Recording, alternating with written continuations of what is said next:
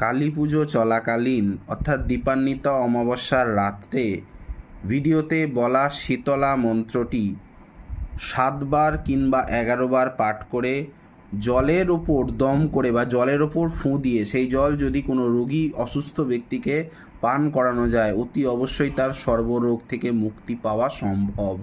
মন্ত্রটি একটি শীতলা মন্ত্র, তা আমি 2 বার 3 বার ধরে বলছি, আপনারা লিখে নিন।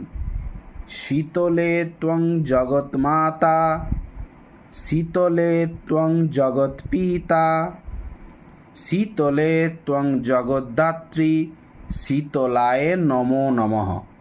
আবার বলছি, শীতলে ত্বং জগৎমাতা, শীতলে ত্বং জগৎপিতা, শীতলে ত্বং জগদ্ধাত্রী, শীতলায় নমো নমঃ।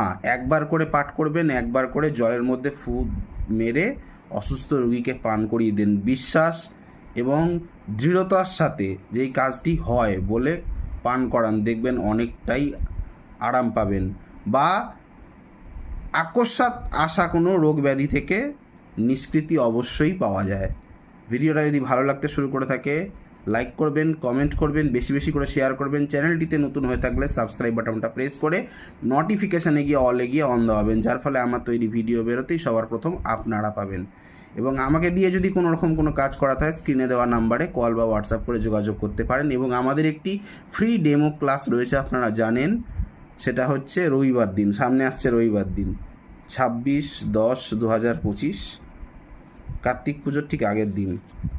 তা আপনারা যদি তাতেও যদি জয়েন করতে চান তাহলে আমাকে নিচে দেওয়া নাম্বারে স্ক্রিনে হোয়াটসঅ্যাপে জানাবেন।